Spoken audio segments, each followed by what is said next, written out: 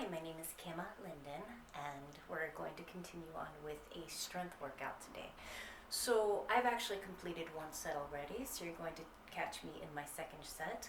We are going to do very, very important strength postural exercises. The lats, rear delt, pectoralis. As you know, many of you, I am a swimmer and I haven't been in the pool since March 16th. It's killing me. Jogging by the river. Part of me wants to jump in, but I'll be patient, no problem. So we're going to start with a very, very good weight, and we're going to do 20 reps on each side. As you can tell, I'm using a 20. Nice and slow and controlled reps. I'm using my bench to help me stabilize neutral spine. So a couple things you'll see. I'm really, really careful not to squeeze my shoulder or pop my shoulder in any way.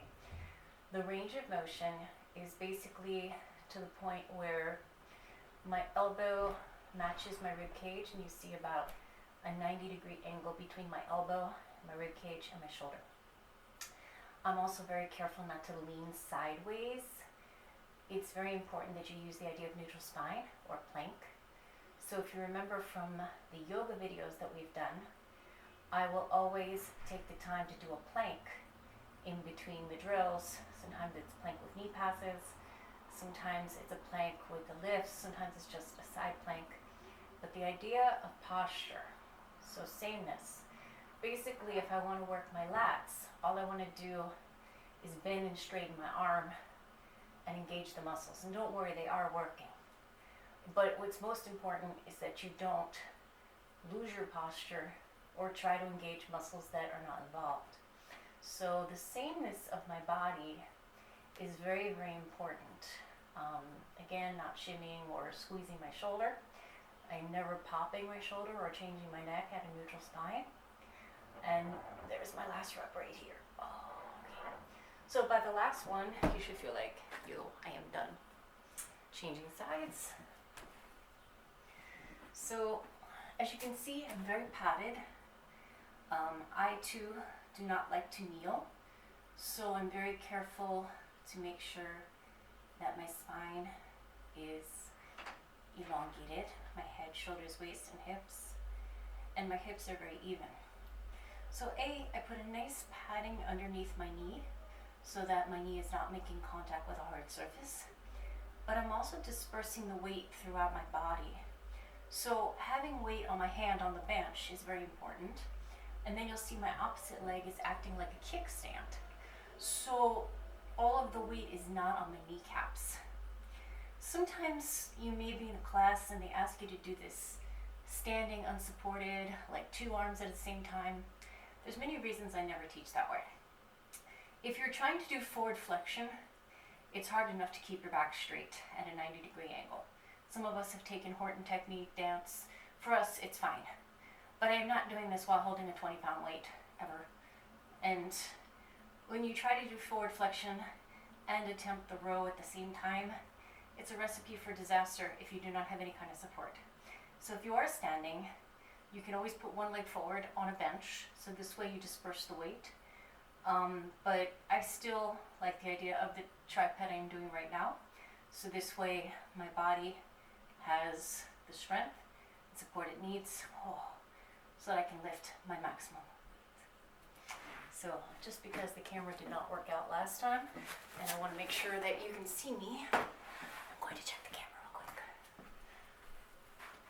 I like to now do a counterpoint. So if I do back, I now want to do chest. So next up, I'm going to do at least 20 reps of my chest press, again with the 20s, because I don't want to skimp on the weights.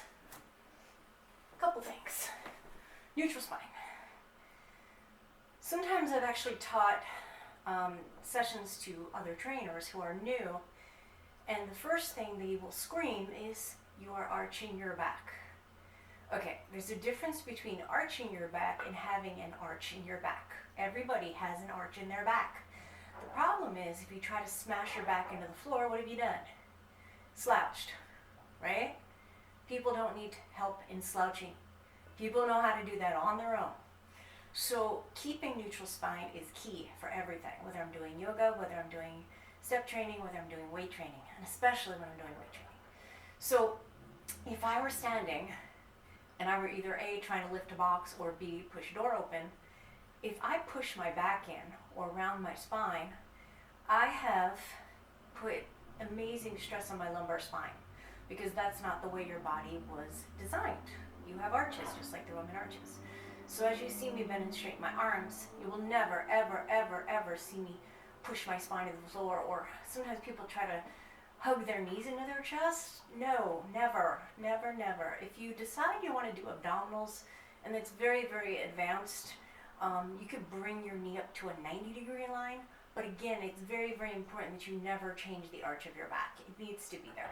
You know it's right because the belly and the rib cage will align. If you see me poking my ribs out, then you could say something. But no, not doing that. My line is very clean also. Sometimes I'm told, oh, you didn't go far down enough. Well, what is down enough? It's a range of motion like with squats or anything. It's not how far down you go, because what's the exercise? The extension, right? So basically I'm using a good weight, clean form. How down I go is not important, but I will know if you went down too much if your shoulder starts popping out, or if you can't control it, or if you throw your weights on the floor. And being I have neighbors, I have to be very careful not to throw my weights on the floor. I think this is my last one. Okay, so that being said, I am now going to move on to my rear flies, because I'm nervous about the camera. Let me check. Rear flies. So as I mentioned, swimming. Oh my gosh, do I miss swimming like you don't know. I'm going to do 10 of them facing front and then 10 of them facing side, because I want you to see what it looks like from the side as well. Oops. Now, often I would use an 8 or a 10, but because I don't own an 8 or a 10, I have 5s and I have 12s. Yeah, I've been using the 12s as of late. So, a couple things. Although I'm leaning forward, I am not hanging out. I'm very much extended. So, there's a pitch, an elongation. My shoulders are soft, and as I raise my arms, there's this moment where I'm just kind of holding here. I never squeeze my shoulders. So, chest is open, and I pause, and I release. So, how high? Depends on what you're lifting, but again, when you're not squeezing the shoulder blades, that is counterproductive. Basically, what you want to do is extend your chest, and that gives you the postural lift that you are looking for.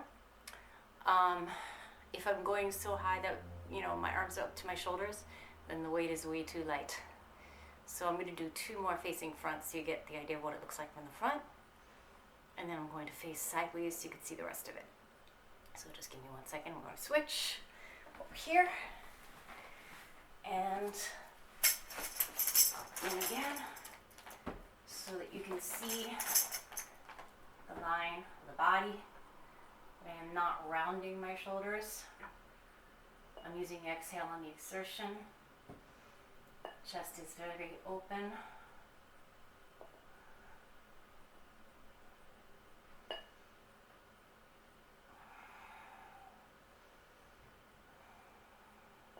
I'll do 2 more. Alright. So as I mentioned, this is actually a heavier weight than I was used to using, so I've actually gained some strength while I've been at home. Now I'm going to do the chest flies. Again, neutral spine.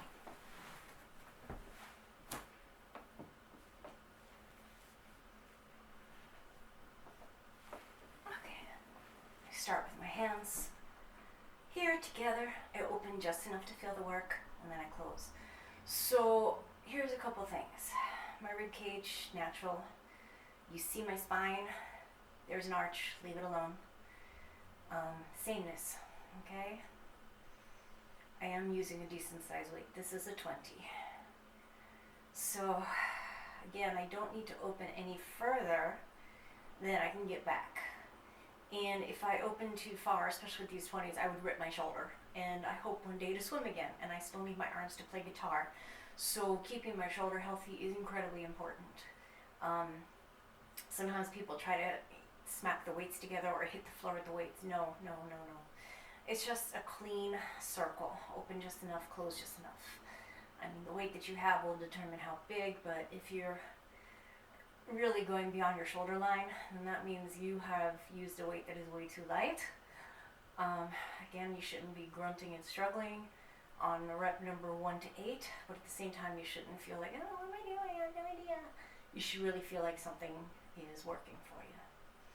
So like I said, for me, I'm doing more toward the 20 rep range, and again, I'm a swimmer. I am definitely more of an endurance athlete than I am a speed athlete. If I can only do a certain amount, then I'm like, yeah, maybe that weight's a little too heavy. I'll do 2 more for now. This will be my last one. Okay, cool. So, as I wish to give my arms just a little bit of a break, I am going to now go into an abdominal exercise. So this is a fun one. It's in neutral spine. And actually, I think we did this during our yoga with abs, but since it's such a good one, I will explain it again. Belly, ribs, and hips will naturally align. And again, you'll see my knees go to 90. So as earlier I said, you don't want to crush your knees into your chest. You want to keep the sameness of the abdominals. So my hands are here. And this is very important. I'm not trying to do this big or do this fast. In fact, the longer I stay here, the more fun I'm going to have. I inhale as I open. Exhale as I close. Sometimes people ask, well, do I have to make my foot match my knee? I'm just comfortable, honestly. But it's also very important that you don't drop just from the knee. As you see, the leg work happens right at the hip line. Everything is very clean. And I'll do 6 more, and then for anyone who chooses, we're going to do an upper body curl, although everything will curl. You see my back will touch the floor at that point, but it's not forcefully so. So it'll be the same abdominal movement, very clean.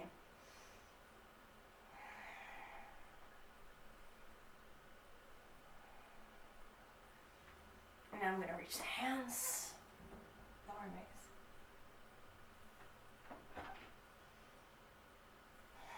So by adding the curl, I've definitely challenged myself quite a bit.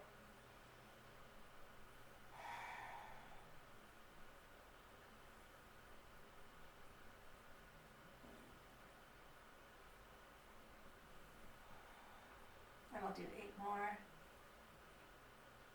And again, if you don't feel like you can stay in the curl, by all means, you can use your mat as a little support, lifting up over your head, or you could just choose not to curl, which is fine.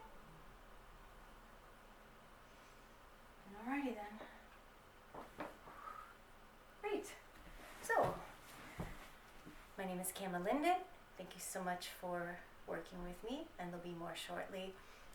So once again, working your postural muscles, your back muscles, your chest, and neutral spine, and of course keeping a very strong core is very important. Thank you.